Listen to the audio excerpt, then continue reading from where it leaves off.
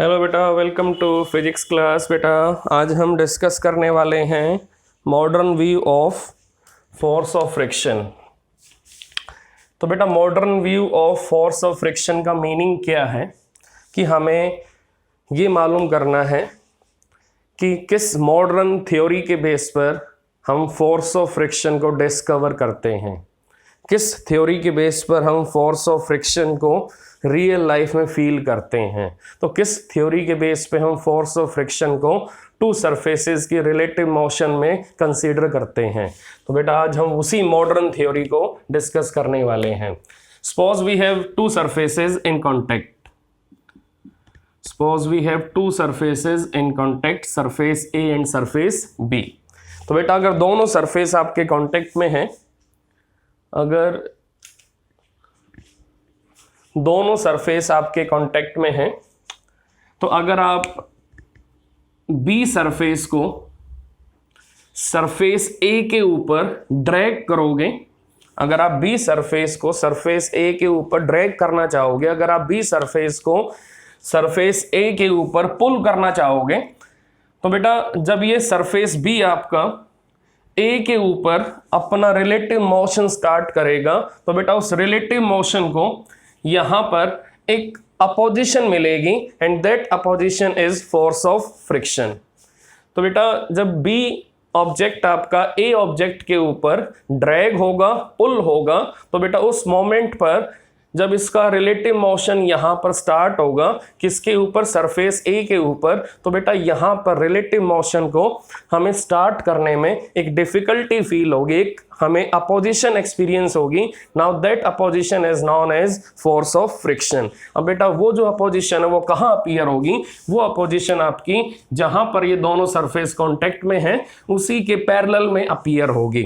तो बेटा जिस लाइन पर ये दोनों सरफेस आपके कांटेक्ट में हैं, उसी लाइन पर हमें ये अपोजिशन मिलेगी और उस अपोजिशन की बेटा डायरेक्शन क्या होगी, उस अपोजिंग फोर्स का डायरेक्शन क्या होगा, that is opposite to direction of motion of B object, that is opposite to direction of motion of B object. तो अगर आपने बी को पुल किया बाय यूजिंग फोर्स एफ, तो बेटा इस एफ फोर्स को अपोज करने वाला जो फोर्स बनेगा वो फोर्स कहाँ बनेगा, in opposite direction of applied force.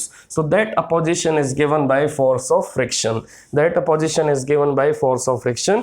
और फोर्स ऑफ फ्रिक्शन कहाँ आएगा, जहाँ दोनों सरफेस आपके आपस में कांटेक्ट में होंगे और उसी लाइन पर आपको फोर्स ऑफ फ्रिक्शन मिलेगा और इसकी डायरेक्शन क्या होगी, opposite to direction of applied force. So force of friction will be visible on line of contact of two forces and that force is tangential force, that is it is parallel to line of contact of two surfaces, that is surface A and surface B। तो बेटा इस force को हम tangential force भी बोलते हैं क्योंकि ये फोर्स आपका लाइन ऑफ कॉन्टेक्ट के साथ बिल्कुल टेंजेंशियल डायरेक्शन में अपीयर होता है। तो ये आपका फोर्स ऑफ फ्रिक्शन है। अब बेटा अगर हम नॉर्मल वे से, अगर हम ह्यूमन आई से इन दोनों ऑब्जेक्ट के सरफेसेस को देखेंगे, अगर हम ह्यूमन आई से अगर इन दोनों ऑब्जेक्ट के सरफेसेस को देखेंगे, इन दोनों ऑब्जेक्ट के सरफेसेस को ऑब्जर्व करेंगे, तो हमें ये लगेगा कि ये दोनों सरफेसेस आपके maximum area of contact carry कर रहे हैं। ये दोनों सरफेसेस आपके maximum area of contact carry कर रहे हैं। तो अगर हमें ह्यूमन आई से ऑब्जर्व करना हो, अगर हमें यहाँ पर नेकेड आई से ऑब्जर्व करना हो, तो बेटा हमारी ऑब्जर्वेशन क्या होगी, हमें ये लगेगा कि बी ऑब्जेक्ट का मैक्सिमम सरफेस ए ऑब्जेक्ट के साथ कांटेक्ट में है। तो हमें ये लगेगा कि बी जो ऑब्जेक्ट है उसका मैक्सिमम सरफेस ए ऑब्जेक्ट के अपर सरफेस के साथ कांटेक्ट में है। इसका मीनिंग यहां पर हमें लगेगा कि ये दोनों ऑब्जेक्ट आपके maximum area of contact carry कर रहे हैं, maximum area of contact carry कर रहे हैं। बट अगर हम माइक्रोस्कोप से देखेंगे, तो बेटा अगर माइक्रोस्कोप से हम देखेंगे तो हमें लगेगा कि यहां पर ए ऑब्जेक्ट के अपर सरफेस पे मल्टीपल इरेगुलर पॉइंट है, मल्टीपल इरेगुलर पॉइंट है। इसी टाइप से अगर हम माइक्रोस्कोप से बी ऑब्जेक्ट के बॉटम सरफेस को देखेंगे तो हमें बी ऑब्जेक्ट के बॉटम सरफेस पर भी इस टाइप से इरेगुलर पॉइंट विजिबल होंगे। तो बेटा अब क्या होगा, अब चेक करते हैं अब क्या होगा जब बी ऑब्जेक्ट आपका ए ऑब्जेक्ट के ऊपर ड्रैग होगा, जब बी ऑब्जेक्ट आपका ए ऑब्जेक्ट के ऊपर पुल होगा, ड्रैग होगा, तो बेटा उस केस में क्या होगा, उस केस में ये जो इरेगुलर पॉइंट है बेटा, ये आपकी इरेगुलर पॉइंट यहां पर ए सरफेस के साथ बी सरफेस के इरेगुलर पॉइंट बेटा ए सरफेस के इरेगुलर पॉइंट के साथ बेटा लॉक हो जाएंगे। तो जब ये यहां लॉक हो जाएंगे तो बेटा अगर इस लॉक को आप ब्रेक नहीं करोगे तो बी ऑब्जेक्ट बेटा आपका ए ऑब्जेक्ट के ऊपर मोशन कैरी नहीं करेगा। तो अगर बी ऑब्जेक्ट को ए ऑब्जेक्ट के सरफेस पर मोशन कैरी करना है तो यहां पर हमें इन लॉक्स को ब्रेक करना पड़ेगा। अब बेटा ये लॉक कैसे बनेंगे, अब चेक करते हैं ये लॉक कैसे बनेंगे। अब यहां चेक करो, जब ये आपके शार्प पॉइंट, ये आपकी पीक वैल्यू यहां पर जब वैली में आएगी, वैली का मीनिंग बेटा ये डीपर पॉइंट, ये डीप पॉइंट है। तो बेटा ये जो बम्प एंड डंप यहां बने हैं, तो बेटा ये जो बम्प एंड डंप जब बिल्कुल आपस में लॉक हो जाएंगे, जब इनकी कोल्ड वेल्डिंग हो जाएगी बेटा, कोल्ड वेल्डिंग का मीनिंग जिसको हम ब्रेक कर सकते हैं। तो बेटा एक तो हार्ड वेल्डिंग होती है, जब दो पॉइंट आपके आपस में बिल्कुल फिक्स हो जाएंगे, आपस में बिल्कुल स्टिक हो जाएंगे, तो अगर वहां पर हमने वेल्डिंग के थ्रू दोनों को फिक्स किया है, दोनों को एक दूसरे चिपकाया है, तो बेटा वहां पर हम हार्ड वेल्डिंग बोलेंगे। और जहां पर हम वेल्डिंग पॉइंट्स को, जहां हम जॉइंट्स को इजीली ब्रेक कर सकते हैं, तो वहां पर हम उसको बेटा कोल्ड वेल्डिंग बोलेंगे। तो अब यहां चेक करो कि ये जो पीक वैल्यू है, जब ये पीक पॉइंट आपका, ये जो पीक पॉइंट है बेटा, पीक पॉइंट का मीनिंग ये जो आपका टॉप पॉइंट है, जिसको हम बोलेंगे कि peak value, peak point in downward direction, जब बेटा ये पीक वैल्यू आपकी वैली में लॉक हो जाएगी बेटा, ये वैली है, ये बेटा डीप वैली है, दिस इज डीप वैली। तो इसका मीनिंग बेटा जैसे ये आपका पीक पॉइंट है, मान लो ये आपकी एक माउंटेन है और ये माउंटेन या ये एक हिल है, ये क्लिफ है बेटा, ये क्लिफ आपकी उल्टी है, it is in inverted position. तो बेटा ये जो पीक पॉइंट है, ये पीक पॉइंट आपका बी सरफेस के अंदर है बेटा। ये पीक पॉइंट अगर ए सरफेस के डिप्रेशन वाले पॉइंट में आएगा तो बेटा ये जो आपका पीक पॉइंट है, ये आपका जब ए सरफेस के डिप्रेशन वाले एरिया में आएगा, ये ए सरफेस के डिप्रेशन वाले एरिया में जब आएगा तो बेटा ये यहां आके लॉक हो जाएगा, ये यहां आके बेटा लॉक हो जाएगा। तो आप चेक कर सकते हो कि जब ये पॉइंट आपका, जब ये पीक पॉइंट आपका, ये जो शार्प पॉइंट है सरफेस बी का, जब ए सरफेस के ऊपर डिप्रेशन वाले एरिया में या वैली वाले एरिया में आएगा तो बेटा ये पॉइंट यहां आके लॉक हो जाएगा।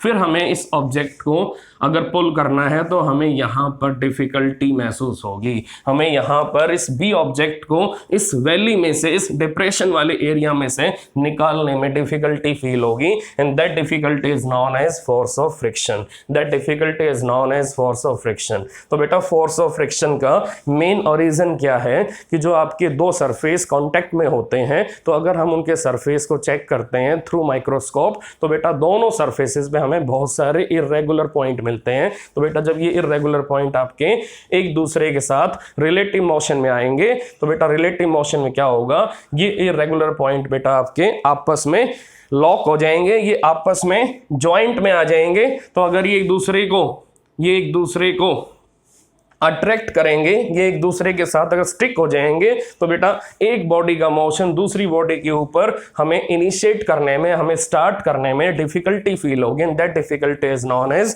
Force of friction, that difficulty is known as force of friction.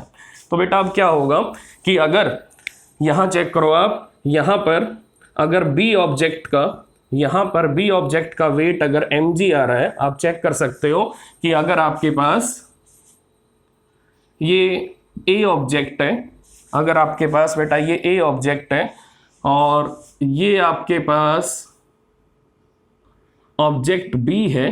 तो बेटा चेक करो, यहां पर चेक करना बिल्कुल ध्यान से यहां पर कि यहां अगर बी ऑब्जेक्ट का वेट mg आ रहा है तो चेक करो बेटा यहां पर जो एरिया ऑफ कांटेक्ट है, यहां पर बेटा जो एरिया ऑफ कांटेक्ट है ये काफी लेस है। आप चेक कर सकते हो कि अगर हम माइक्रोस्कोपिकली देखेंगे तो हमें यहां पर इन दोनों सरफेसेस के बीच में काफी लेस एरिया ऑफ कांटेक्ट मिलेगा। बट अगर हम माइक्रोस्कोपिकली नहीं देखेंगे, अगर हम नेकेड आई से देखेंगे, अगर हम ह्यूमन आई से देखेंगे तो हमें ये लगेगा ए और बी आपका maximum area of contact carry कर रहा है। हमें लगेगा कि यहां पर ए और बी आपके मैक्सिमम एरिया कैरी करेंगे ड्यूरिंग कांटेक्ट। तो बेटा ये डिफरेंस है कि अगर हम माइक्रोस्कोप से देखते हैं तो हमें ये लगता है कि ए और बी के बीच में कांटेक्ट पॉइंट काफी कम है। बट अगर हम नेकेड आई से देखें हमें लगेगा कि ए और बी के बीच में मैक्सिमम एरिया आपका कांटेक्ट में है। इसका मीनिंग बी का मैक्सिमम एरिया ए के साथ कांटेक्ट में है, लेकिन ऐसा रियलिटी में नहीं है।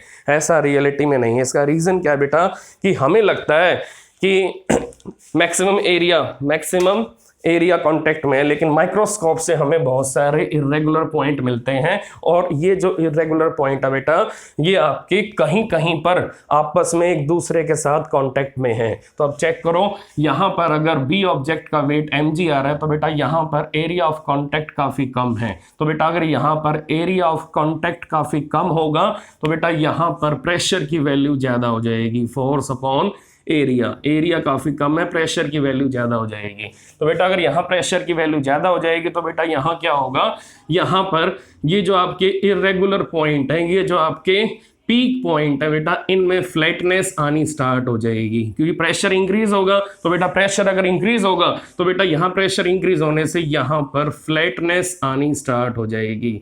और बेटा जब फ्लैटनेस आएगी तो बी ऑब्जेक्ट का सरफेस ए ऑब्जेक्ट के साथ स्ट्रांगली अटैच हो जाएगा। तो बेटा जब फ्लैटनेस आएगी तो attachment of be with A stronger हो जाएगी। जब अटैचमेंट स्ट्रॉन्गर हो जाएगी तो बेटा यहां पर कौन सा फोर्स काम करेगा, यहां पर एडेसिव फोर्स काम करेगा। यहां पर बेटा एडेसिव फोर्स काम करेगा। तो यहां पर इन दोनों सरफेसेस के बीच में बेटा एडेसिव फोर्स काम करेगा। और आपको मालूम है कि अगर यहां पर इन दोनों सरफेसेस के बीच में एडेसिवनेस आ जाएगी तो बेटा एडेसिवनेस आपकी फोर्स ऑफ फ्रिक्शन को इंक्रीज करेगी। एडेसिवनेस बेटा फोर्स ऑफ फ्रिक्शन को इंक्रीज करेगी। इसका मीनिंग अब यहां पर जो इन दोनों सरफेसेस का कांटेक्ट होगा वो बेटा स्ट्रॉन्गर हो जाएगा और एडेसिव फोर्स की वजह से हमें बी ऑब्जेक्ट को ए के ऊपर मूव कराने में डिफिकल्टी फील होगी। हमें बी ऑब्जेक्ट को ए सरफेस के ऊपर मूव कराने में डिफिकल्टी फील होगी। अब चेक करते हैं यहाँ फोर्स किसके इक्वल होगा, force equal to pressure into area. तो अगर प्रेशर बढ़ेगा तो एरिया कम हो जाएगा। तो अगर प्रेशर बढ़ेगा तो बेटा एरिया कम हो जाएगा। अगर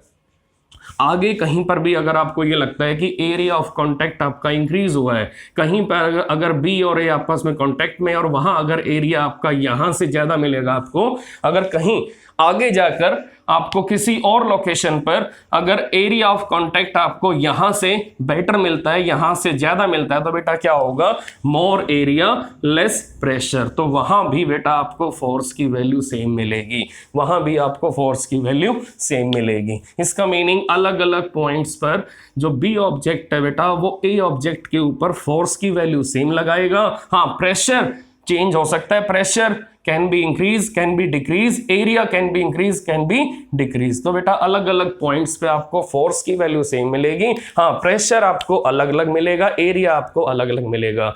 तो बेटा इसका मीनिंग ये है कि यहाँ पर जो एडेसिव फोर्स बनेगा वो एडेसिव फोर्स आपको हर पॉइंट पे सेम मिलेगा। तो अगर एडेसिव फोर्स आपको हर पॉइंट पे सेम मिलेगा तो यहाँ पर प्रेशर कहीं ज्यादा कहीं कम मिलेगा आपको, एरिया कहीं ज्यादा कहीं कम मिलेगा। तो बेटा हम यहाँ ये कह सकते हैं कि अगर हम नॉर्मल व्यू लेंगे, अगर हम ह्यूमन आई से चेक करेंगे तो हमें लगेगा कि कंप्लीट एरिया बी का ए के साथ कांटेक्ट में है, लेकिन रियलिटी में कंप्लीट एरिया कांटेक्ट में नहीं है। एक्चुअल एरिया ऑफ कांटेक्ट बेटा काफी स्मॉलर है, काफी लेस है, जिसको हम इग्नोर भी कर सकते हैं। तो यही रीजन हम ये कहते हैं कि force of friction does not depend on area of contact.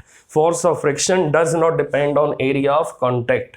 इसका रीजन ये है कि जो एक्चुअल एरिया ऑफ कांटेक्ट है वो काफी लेस है। और बेटा पॉइंट हमें ये मिला कि अलग अलग लोकेशन पे जो फोर्स आपका बी ऑब्जेक्ट ए के ऊपर लगाएगा वो फोर्स आपको अलग अलग पॉइंट पर बेटा सेम मिलेगा।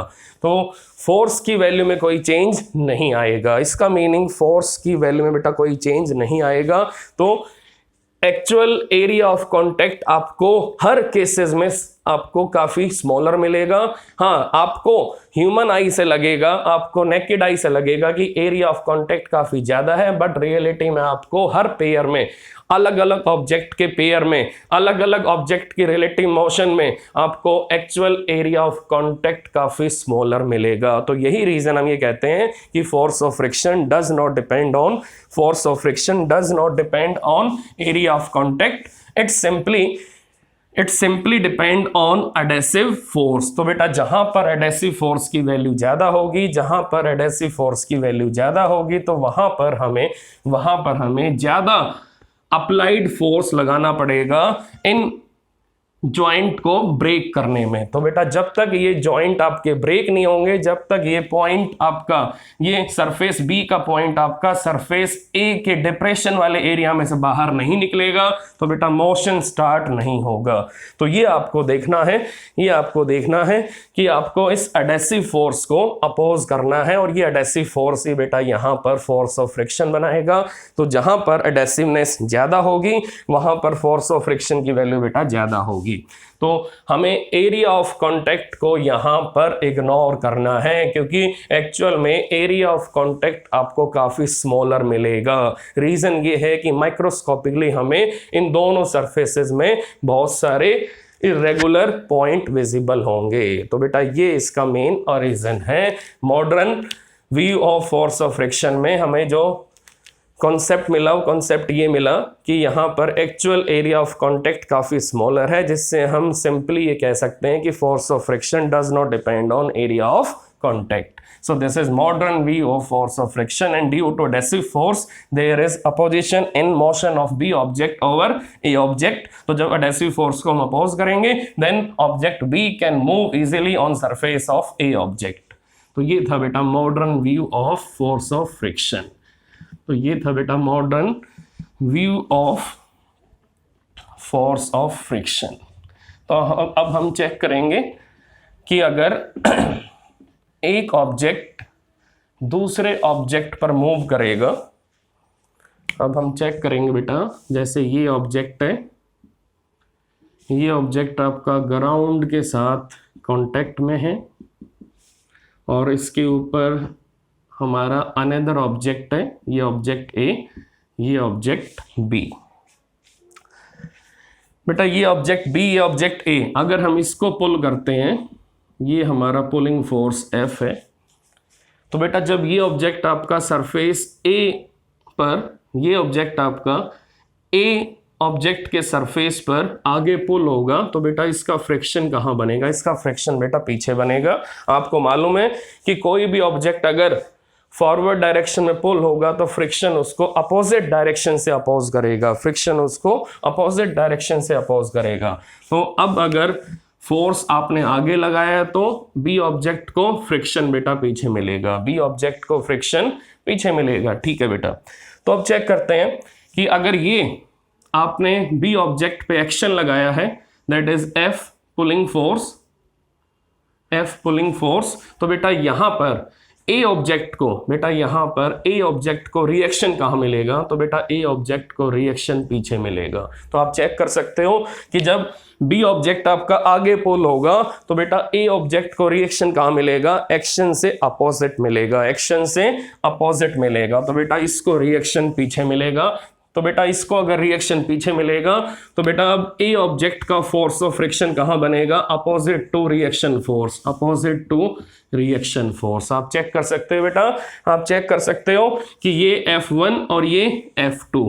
तो बेटा आपने इसको पुल किया, एक्शन लगाया, तो इसको रिएक्शन कहां मिलेगा, पीछे। तो बेटा इस एक्शन का अपोजिट फोर्स क्या होगा, F1 फोर्स ऑफ फ्रिक्शन, और बेटा इस रिएक्शन का अपोजिट फोर्स क्या होगा, that is F2 force of friction. तो आप चेक करके बताओ कि अगर B ऑब्जेक्ट आपका आगे जाएगा तो उसके लिए रिस्पॉन्सिबिलिटी कौन लेगा, that is F pulling force, and that must be more than F1। तो अगर B को आपको आगे पुल करना है तो आपका जो पुलिंग फोर्स होगा वो कैसा होगा, मोर देन F1। अब अगर A ऑब्जेक्ट को भी B के साथ आगे चलना है तो बेटा अगर A ऑब्जेक्ट को B के साथ आगे चलना है तो बेटा यहां पर जो F2 फोर्स ऑफ फ्रिक्शन है, बेटा यहां पर जो F2 फोर्स ऑफ फ्रिक्शन है, ये अगर मोर देन रिएक्शन फोर्स होगा, तो ये बेटा अगर मोर देन रिएक्शन फोर्स होगा तो बेटा ए ऑब्जेक्ट भी आपका फॉरवर्ड मूव करेगा, ए ऑब्जेक्ट भी आपका फॉरवर्ड मूव करेगा। तो अब चेक करो कि अगर ए ऑब्जेक्ट को आगे लेके जाना है, अगर ए ऑब्जेक्ट को बी की डायरेक्शन में आगे लेके जाना है तो हमारी हेल्प कौन करेगा, that is F2 force of friction. तो बेटा चेक करो, यहां पर अगर पुलिंग फोर्स ने बी के मोशन को इनिशिएट किया है, अगर यहां पर बी का मोशन किस पे डिपेंड कर रहा है, पुलिंग फोर्स पर डिपेंड कर रहा है, तो यहां पर बेटा ए का मोशन फॉरवर्ड डायरेक्शन में किस पे डिपेंड कर रहा है, वो बेटा F2 फोर्स ऑफ फ्रिक्शन पर डिपेंड कर रहा है। तो बेटा यहां पर बेटा F1 बी ऑब्जेक्ट के मोशन को फेवर नहीं कर रहा, इसका मीनिंग नॉट फेवर। बट यहां पर बेटा F2 ए ऑब्जेक्ट के मोशन को फेवर कर रहा है। तो बेटा यहां पर F2 ए ऑब्जेक्ट के मोशन को फेवर कर रहा है। आपको मालूम चल जाएगा कि फ्रिक्शन बेटा मोशन को इनिशिएट करने के लिए हमारे पास एसेंशियल टाइप ऑफ फोर्स में काउंट होगा। तो ये आपको ध्यान रखना है कि फ्रिक्शन कई बार मोशन को इनिशिएट करेगा और कई बार मोशन को अपोज भी करेगा और कई बार मोशन को ट्रांसफर भी करेगा। तो बेटा ये आपको बिल्कुल फिक्स होना चाहिए कि यहां पर आप चेक करो, F2 ए के मोशन को फेवर कर रहा है और F1 बी के मोशन को अपोज कर रहा है। तो अब आपको यहां से क्लियरली मालूम चल गया है कि F1 और F2 का रोल क्या है, यहां पर F1 और F2 का रोल क्या है। तो बेटा अब मैं आपको बताऊंगा angle of friction and angle of repose, angle of friction and angle of repose. तो सबसे पहले हम पढ़ेंगे angle of friction. Now angle of friction, तो बेटा एंगल ऑफ फ्रिक्शन क्या चीज है। Suppose we have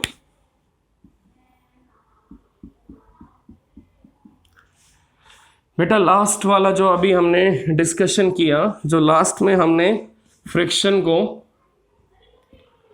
two surfaces के बीच में अभी डिस्कस किया था, यहां ब्लॉक ए था, यहां ब्लॉक बी था, और यहां फोर्स ऑफ फ्रिक्शन F1 आया था और यहां फोर्स ऑफ फ्रिक्शन F2 आया था, और बेटा यहां पर पुलिंग फोर्स आपका F था। तो बेटा मैंने यहां पर ग्राउंड के साथ ए ऑब्जेक्ट का, ए ब्लॉक का फोर्स ऑफ फ्रिक्शन कैसा लिया था, नेग्लिजिबल। तो बेटा ये मैंने आपको नहीं बताया था, ये नोट कर लेना कि ए और बी के बीच में तो फोर्स ऑफ फ्रिक्शन है, लेकिन ए और ग्राउंड के बीच में फोर्स ऑफ फ्रिक्शन बेटा नेग्लिजिबल है। तो यहां पर ये आप ध्यान रखना कि मैंने इस डिस्कशन में आपको ए और बी के बीच में जो सरफेस कांटेक्ट में है वहां पर तो F1 F2 बता दिया था, लेकिन ए का कांटेक्ट बेटा ग्राउंड के साथ भी है, तो यहां पर मैंने फ्रिक्शन डिस्कस नहीं किया था। तो बेटा यहां पर मैंने फ्रिक्शन को नियरली 0 एज्यूम किया था। इसका मीनिंग ग्राउंड के साथ ए का जो फ्रिक्शन बनेगा, ग्राउंड के साथ जो ऑब्जेक्ट ए का कांटेक्ट है वहां जो फ्रिक्शन बनेगा उसको मैंने काफी नेग्लिजिबल एज्यूम किया था, that is nearly equal to 0। तो ये बेटा आप नोट कर लेना, इसलिए मैंने यहां पर फोर्स ऑफ फ्रिक्शन की डायरेक्शन मार्क नहीं की थी। Then after we have new topic, angle of friction. बेटा ये ऑब्जेक्ट है, इस ऑब्जेक्ट का वेट है mg और नॉर्मल रिएक्शन है r। अब अगर आप इसको यहां से पुल करोगे विद फोर्स F तो फ्रिक्शन बेटा पीछे बनेगा, that is force of friction. F का मीनिंग है बेटा फोर्स ऑफ फ्रिक्शन,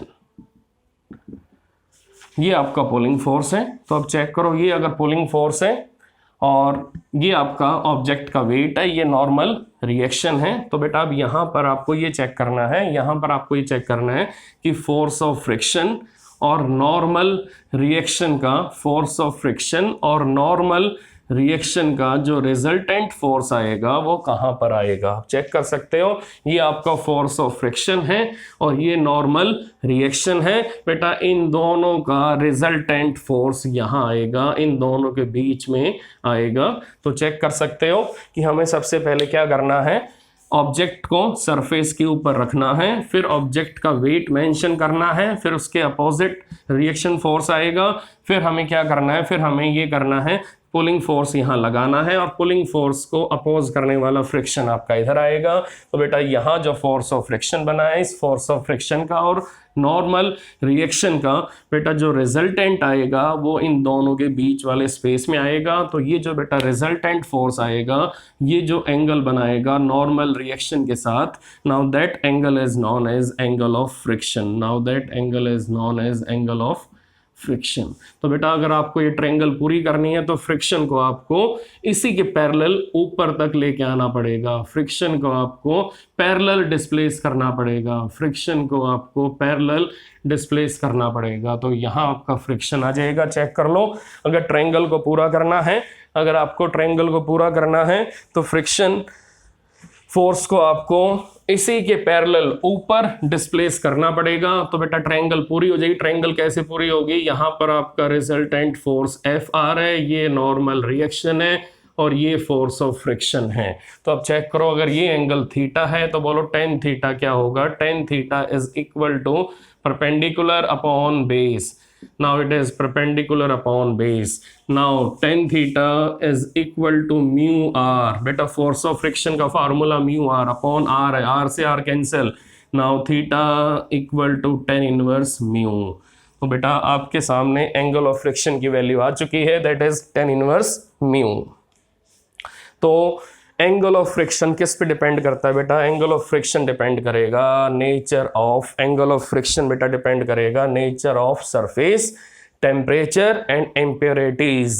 तो बेटा जिस पे ये म्यू आपका डिपेंड करेगा, उन्हीं फैक्टर्स पर बेटा आपका एंगल ऑफ फ्रिक्शन भी डिपेंड करेगा। अब चेक करो म्यू किस पे डिपेंड करता है, mu depends on temperature, mu depends on impurities, on surface, mu depends on nature of surface. तो बेटा इन सब पे अगर म्यू डिपेंड कर रहा है तो एंगल ऑफ फ्रिक्शन भी इन्हीं फैक्टर्स पर डिपेंड करेगा, एंगल ऑफ फ्रिक्शन बेटा इन्हीं फैक्टर्स पर डिपेंड करेगा। तो अब आपको ये क्लियरली आइडिया मिल चुका है कि एंगल ऑफ फ्रिक्शन किन किन फैक्टर्स पर डिपेंड करेगा।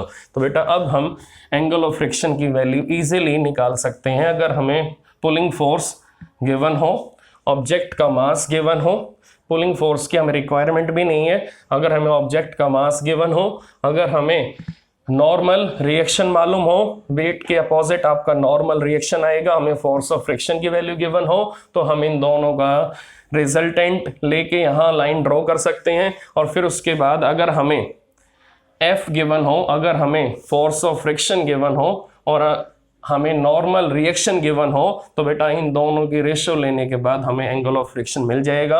और अगर हमें डायरेक्ट वैल्यू म्यू की गिवन हो तो हम डायरेक्ट म्यू की वैल्यू यहाँ पुट करेंगे और एंगल ऑफ फ्रिक्शन यहाँ से निकाल लेंगे। तो बेटा अगर हमें म्यू गिवन हो, सिंपली हमें अगर म्यू गिवन है 0.3, तो बेटा यहाँ पर tan थीटा किसके इक्वल होगा 0.3, थीटा किसके इक्वल होगा tan इनवर्स 0.3। तो बेटा कुछ न्यूमेरिकल में डायरेक्ट हमें म्यू गिवन होगा तो हमें सिर्फ सिंपली वहाँ क्या निकालना, हमें सिंपली वहाँ angle of friction direct value put करने से निकालना है। डायरेक्ट वैल्यू यहाँ पुट करो और एंगल ऑफ फ्रिक्शन की वैल्यू आपको मिल जाएगी।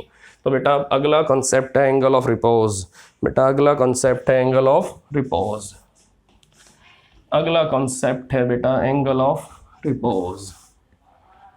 अगले कॉन्सेप्ट में क्या आएगा, that is angle of repose. हमने एंगल ऑफ फ्रिक्शन डिस्कस कर लिया, अगला कॉन्सेप्ट है बेटा एंगल ऑफ रिपोज।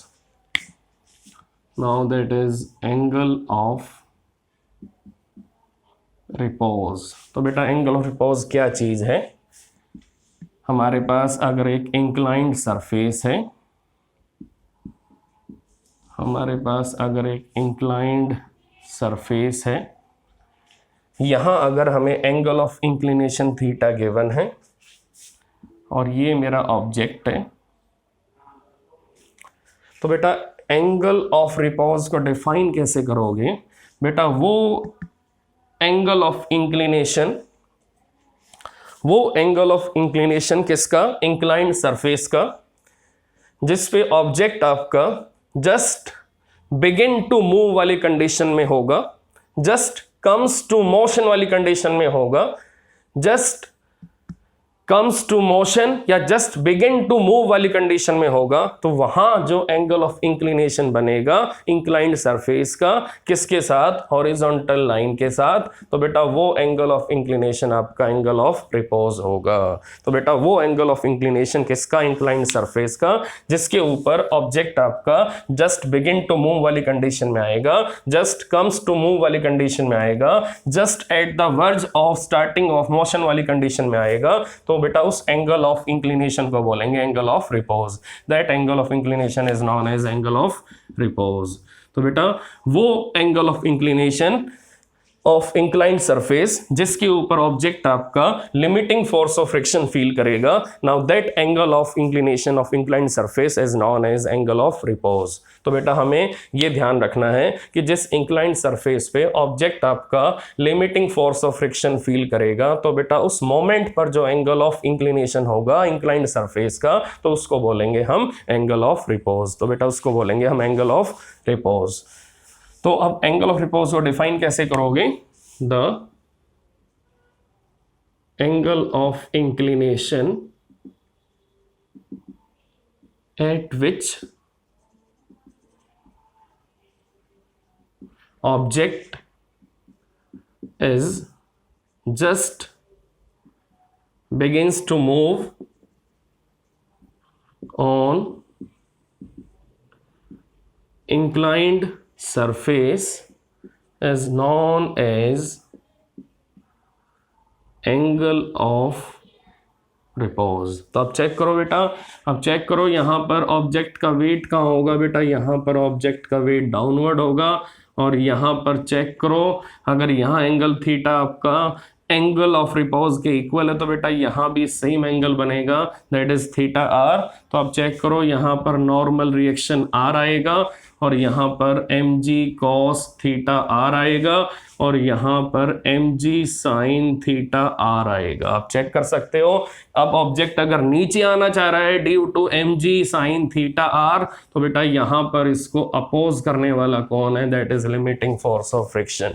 तो बेटा ये आपको मालूम होना चाहिए कि अगर कहीं पर भी ये एंगल ऑफ इंक्लिनेशन हमें 30 डिग्री गिवन है और हमें अगर यहाँ ऑब्जेक्ट गिवन है, तो बेटा ऑब्जेक्ट का वेट अगर mg है, तो बेटा यहाँ ये एंगल भी बेटा 30 डिग्री ही बनेगा। तो बेटा आप चेक कर सकते हो कि ऑब्जेक्ट को अब किसके ऊपर मूव करना है, ऑब्जेक्ट को अब इंक्लाइंड सरफेस पर मूव करना है, ऑब्जेक्ट को हॉरिजॉन्टल सरफेस पर मूव नहीं करना। तो अगर ऑब्जेक्ट आपका इंक्लाइंड सरफेस पर मूव करेगा तो हमें फोर्सेस को इंक्लाइंड सरफेस के ऊपर ही दिखाना है। तो बेटा यही रीजन है मैंने mg को ब्रेक किया किसमें, mg cos थीटा में, mg cos 30 में और mg sin 30 में। तो बेटा यहाँ पर चेक करना मैंने ये ब्रेक क्यों किया, क्योंकि मुझे ऑब्जेक्ट का मोशन इंक्लाइंड सरफेस पर दिखाना है, तो मुझे वेट को इंक्लाइंड सरफेस पर शो करने के लिए इसके मुझे दो कंपोनेंट करने पड़ेंगे, इसको मुझे दो पार्ट्स में ब्रेक करना पड़ेगा। और बेटा ये ध्यान रखना जो एंगल ऑफ इंक्लिनेशन होगा वही एंगल आपको यहाँ मिलेगा, दैट इज 30 डिग्री। अब बेटा हमें ये प्रूव करना है ये सेम एंगल कैसे बनेगा यहाँ पर, तो सिंपल सा एविडेंस मिलेगा आपको। यहाँ अगर ये एंगल 90 है तो बेटा चेक करना ये एंगल कितना होगा, आप चेक कर सकते हो ये एंगल आपका 60 डिग्री होगा। तो बेटा चेक करो अगर ये एंगल आपका 60 डिग्री है तो बेटा ये अगर 60 डिग्री है तो बेटा चेक करो, ये रिमेनिंग एंगल चेक करना बेटा, ये रिमेनिंग एंगल कितना बचेगा बेटा, ये रिमेनिंग एंगल आपका 30 डिग्री ही बचेगा। रीजन क्या है बेटा, रीजन ये है कि ये पूरा टोटल एंगल 90 डिग्री है। आप चेक कर सकते हो बेटा, आप चेक कर सकते हो कि ये कंप्लीट एंगल बेटा, ये कंप्लीट एंगल आपका 90 है। 90 में से 60 आपने यहाँ निकाल दिया तो बेटा ये एंगल बोलो कितना बचेगा, ये एंगल बेटा 30 डिग्री ही बचेगा। आप चेक कर सकते हो कि हमने कैसे प्रूव किया कि जो एंगल ऑफ इंक्लिनेशन होगा बेटा वही एंगल आपका यहाँ पर कंपोनेंट्स ऑफ वेट में यूज होगा, that is mg cos 30 and mg sin 30। तो ये मैंने बेटा आपको प्रूव करके बता दिया है कि ये सेम एंगल कैसे बनता है। उसके बाद आप चेक कर सकते हो यहाँ पर बेटा, अब ये जो लिमिटिंग फोर्स ऑफ फ्रिक्शन है बेटा ये कब आता है, जब बॉडी आपकी, जब ऑब्जेक्ट आपका जस्ट बिगिंस टू मूव वाली कंडीशन में होता है, जस्ट कम्स टू मूव वाली कंडीशन में होता है, जस्ट कम्स टू मोशन वाली कंडीशन में होता है। तो यहाँ पर जो एंगल ऑफ इंक्लिनेशन होगा, that angle of inclination is known as angle of repose. तो अब बेटा हमें इसकी वैल्यू फाइंड आउट करनी है। तो बेटा इसकी वैल्यू कैसे फाइंड आउट करोगे, अभी चेक करते हैं इसकी वैल्यू कैसे निकलेगी। तो आप चेक करो यहाँ पर FL किसको बैलेंस करेगा, mg sin थीटा r को बैलेंस करेगा।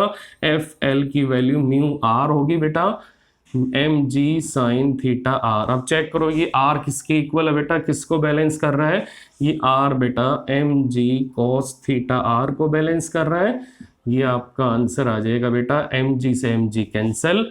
तो बेटा आप चेक करो यहाँ पर mu is equal to tan theta R, आप चेक कर सकते हो।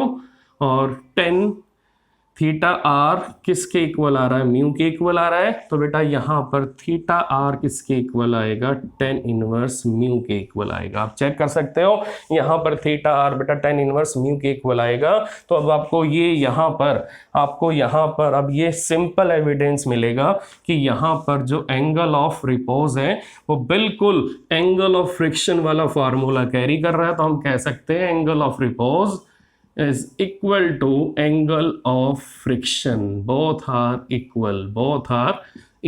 दोनों बेटा किस पे डिपेंड करते हैं, दोनों नेचर ऑफ सरफेस पर डिपेंड करते हैं बेटा। एंगल ऑफ रिपोज और एंगल ऑफ फ्रिक्शन दोनों आपके नेचर ऑफ सरफेस पर डिपेंड करते हैं। तो हमने प्रूव कर दिया कि angle of friction is equal to angle of repose. तो बेटा अब हम चेक करेंगे acceleration of any object on inclined surface. अब हम चेक करेंगे acceleration of any object on inclined surface, कि ऑब्जेक्ट आपका इंक्लाइंड सरफेस पर कैसे एक्सेलरेट करेगा। तो अब हम चेक करने वाले हैं एक्सेलरेशन, अब हम चेक करने वाले हैं acceleration of object on inclined rough surface। Rough का मीनिंग बेटा सरफेस पे आपको फ्रिक्शन मिलेगा, सरफेस पर आपको फ्रिक्शन मिलेगा। तो अब चेक करते हैं, अगर सरफेस पर फ्रिक्शन है तो फ्रिक्शन होने के बाद ऑब्जेक्ट आपका कैसे एक्सेलरेट करेगा। तो बेटा अब यहाँ पर ये ऑब्जेक्ट है, ये आपका इंक्लाइंड सरफेस है, ये आपका इंक्लाइंड सरफेस है जिस पे ऑब्जेक्ट को मूव करना है। ये ए पॉइंट है, ये बी पॉइंट है, ये सी पॉइंट है। तो बेटा जब ऑब्जेक्ट आपका मोशन में आएगा तो यहाँ पर ये एंगल कैसा होगा, यहाँ पर बेटा ये एंगल कैसा होगा, more than angle of repose, more than angle of repose. तो अब चेक करो यहाँ पर ये ऑब्जेक्ट का वेट है, क्योंकि अगर यहाँ एंगल ऑफ इंक्लिनेशन बेटा एंगल ऑफ रिपोज के इक्वल होगा तो ऑब्जेक्ट बेटा limiting force of friction carry करेगा, और लिमिटिंग फोर्स ऑफ फ्रिक्शन वाले केस में ऑब्जेक्ट आपका रियलिटी में मोशन में नहीं होगा, जस्ट बिगिंस टू मूव वाली कंडीशन में होगा। लेकिन हमें यहाँ पर अगर ऑब्जेक्ट का एक्सेलरेशन चेक करना है तो हमें यहाँ पर एंगल को more than angle of repose लेना पड़ेगा, और यहाँ पर बेटा फिर काइनेटिक फोर्स ऑफ फ्रिक्शन हमें कंसीडर करना पड़ेगा। तो अब चेक करते हैं, यहाँ पर ये वेट mg है तो ये कंपोनेंट बोलो क्या आएगा, mg cos थीटा आएगा, और यहाँ पर ये कंपोनेंट क्या आएगा, mg sin थीटा आएगा। बेटा चेक कर सकते हो आप। तो अब यहाँ पर जब ऑब्जेक्ट आपका नीचे आएगा तो बेटा force of friction opposite to direction of motion लगेगा, तो यहाँ पर काइनेटिक फोर्स ऑफ फ्रिक्शन आएगा, और ये नॉर्मल रिएक्शन आएगा। जिस सरफेस पर आप ऑब्जेक्ट को रखोगे वही सरफेस आपका ऑब्जेक्ट के ऊपर नॉर्मल रिएक्शन लगाएगा। तो आप चेक करते हैं बेटा मोशन कैसे पॉसिबल होगा। अगर ऑब्जेक्ट आपका नीचे आ रहा है और एक्सेलरेशन ए कैरी करेगा तो एम जी साइन थीटा आपका डोमिनेट करेगा किसके ऊपर, काइनेटिक फोर्स ऑफ फ्रिक्शन के ऊपर। अगर इसका मास m है तो बेटा नेट फोर्स क्या होगा, नेट फोर्स क्या होगा इस ऑब्जेक्ट का, mass into acceleration, mass into acceleration. तो बेटा चेक करते हैं मास इनटू एक्सेलरेशन किसके इक्वल आएगा, it is equal to M G sine theta minus kinetic force of friction. Now m a equal to M G sine theta minus mu R. Now ma equal to mg sin theta minus mu mg cos theta। आप check कर सकते हो मैंने simply r को equate किया mg cos theta के साथ। तो अब यहाँ पर बेटा m कॉमन है, m कैंसिल हो जाएगा तो एक्सेलरेशन की वैल्यू आएगी g sin theta minus mu g cos theta। तो बेटा यहाँ पर g आप कॉमन ले सकते हो तो एक्सेलरेशन की वैल्यू आ गई sin theta minus mu cos theta. तो बेटा ये एक्सेलरेशन मिलेगा ऑब्जेक्ट को जब वो किसी इंक्लाइंड रफ सरफेस पर डाउनवर्ड डायरेक्शन में एक्सेलरेट करेगा। तो बेटा ये है वो एक्सेलरेशन जो ऑब्जेक्ट को यहाँ पर मिलेगा when it is accelerating in downward direction. तो बेटा दिस इज द एक्सेलरेशन। तो अब यहाँ अगर हमें थीटा की वैल्यू गिवन होगी, म्यू गिवन होगा, थीटा की वैल्यू गिवन होगी, ग्रेविटी हमें मालूम है 10 मीटर पर सेकेंड स्क्वायर। तो हम यहाँ पर ऑब्जेक्ट का एक्सेलरेशन फाइंड आउट कर सकते हैं। तो हम यहाँ पर ऑब्जेक्ट का एक्सेलरेशन बेटा फाइंड आउट कर सकते हैं। तो बेटा अब अगला कॉन्सेप्ट हमारे पास क्या होगा, अगला कॉन्सेप्ट हमारे पास होगा, अगला कॉन्सेप्ट क्या होगा बेटा हमारे पास, अगला कॉन्सेप्ट हमारे पास होगा बेटा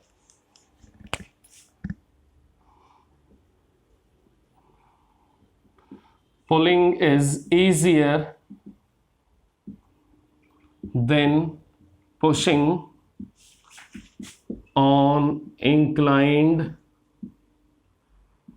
rough surface। तो बेटा pulling is easier than pushing on inclined rough surface. तो ये आपका इंक्लाइंड रफ सरफेस है, ये ऑब्जेक्ट है। तो हम इंक्लाइंड रफ सरफेस को बेटा दो बार बनाएंगे, एक बार पुशिंग के लिए यूज करेंगे, एक बार पुलिंग के लिए यूज करेंगे। तो यहाँ पर आप चेक करो, यहाँ पर अगर ऑब्जेक्ट को हम नीचे पुल कर रहे हैं तो नीचे पुल करने में हमें बेटा सपोर्ट कौन करेगा, अभी चेक करते हैं, ये नॉर्मल रिएक्शन आर है। तो बेटा अगर हम ऑब्जेक्ट को नीचे पुल करेंगे तो हमें सपोर्ट करने वाला कौन होगा, एम जी साइन थीटा। और बेटा यहाँ पर पीछे क्या बनेगा, यहाँ पर पीछे आपका काइनेटिक फोर्स ऑफ फ्रिक्शन बनेगा, यहाँ पर पीछे आपका काइनेटिक फोर्स ऑफ फ्रिक्शन बनेगा। आप चेक कर सकते हो कि यहाँ पर काइनेटिक फोर्स ऑफ फ्रिक्शन बनेगा पीछे। तो अगर आप लिमिटिंग फोर्स ऑफ फ्रिक्शन लोगे बेटा, अगर आप लिमिटिंग फोर्स ऑफ फ्रिक्शन लोगे तो बेटा उस केस में ऑब्जेक्ट आपका कहां पर होगा, just at the condition of begin to move, just at the condition of coming to state of motion. तो अगर आप यहां पर लिमिटिंग फोर्स ऑफ फ्रिक्शन लोगे तो आपको लिखना पड़ेगा कि ऑब्जेक्ट आपका किस स्टेट में है, ऑब्जेक्ट आपका अभी मोशन अपना स्टार्ट करने वाला है, just begins to move, just comes to motion, just at the words of starting of motion. तो बेटा अगर FL लोगे तो आपको कंडीशन यहाँ लिखनी पड़ेगी। तो अब चेक करते हैं बेटा कि यहाँ पर अगर लिमिटिंग फोर्स ऑफ फ्रिक्शन है और ये आपका पुलिंग फोर्स है, ये mg साइन थीटा है। तो अब चेक करते हैं यहाँ पर इक्वेशन क्या बनेगी, इक्वेशन ये बनेगी बेटा pulling force plus mg sine theta equal to limiting force of friction, equal to limiting force of friction. Now pulling force is equal to limiting force of friction minus mg sin theta। अब बेटा यहाँ आ जाओ, यहाँ आप pushing वाले case में check करते हैं क्या होगा। अगर हम इसको पुश करेंगे, अगर हम इसको यहाँ से बेटा पुश करेंगे तो चेक करो यहाँ पर इसका वेट mg है, यहाँ कंपोनेंट कौन सा आएगा, that is mg cos theta, यहाँ चेक करो, यहाँ क्या आएगा mg साइन थीटा। अब बेटा इसको हम पुश कर रहे हैं, पुश करेंगे तो बेटा ये पुशिंग फोर्स आपका अपवर्ड लगेगा, तो फ्रिक्शन बेटा पीछे आएगा। तो अब चेक करो यहाँ पर इक्वेशन क्या बनेगी, now pushing force equal to mg sine theta plus limiting force of friction.